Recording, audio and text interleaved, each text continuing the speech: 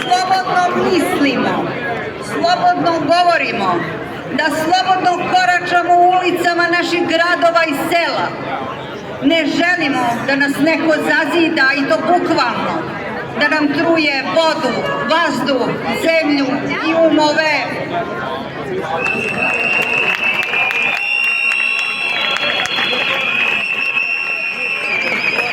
Mi smo narod Živojina Mišića, Milunke Savić, ali i Dositeja Obradovića, Jovana Sterije Popovića, Slobodana Jovanovića, Milutina Milankovića, Nadežde Petrović, Ive Andrića i mnogih intelektualaca koji su svoje ime i svoje delo ugradili ono što je najveći brend naše zemlje, a to je državni univerzitet.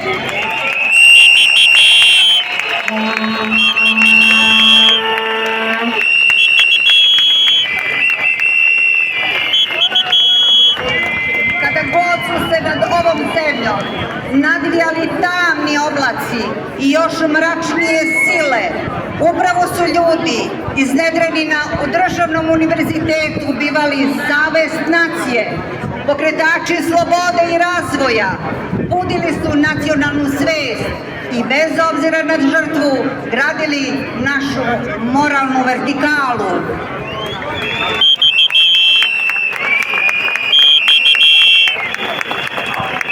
Intelektualci danas bez oklevanja stavljaju svoje znanje u službu pravde i istine, braneći čast, čovekoljublje i dostojanstvo naše nacije. U isto vreme, iz vrha vladajućeg režima stiže poruka: diploma nije važna.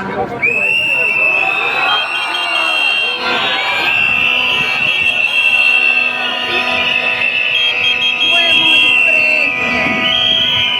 Uništit ćemo državni univerzitet.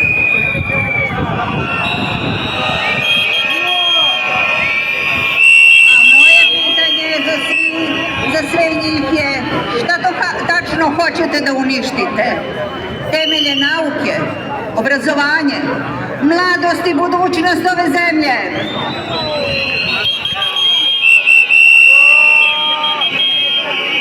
Može li se to uopšte uništiti? Ja sam sigurna ne može i neće.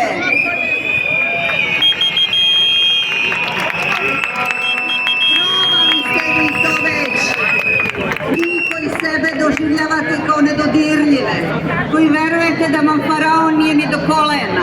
Probali ste 1998. i nije uspelo. Neće ni sada.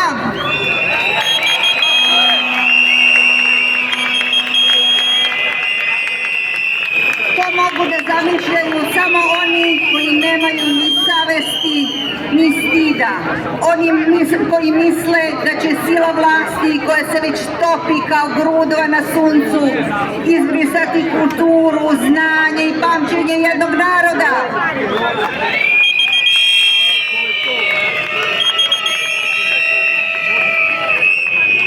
A kukavice nemaju savest. To je njihov problem. Ali kada pokušaju da svoju bahatost pretvore u tuđu sudbinu, našu, dobiju ono čega se najviše plaše, a to je otpor!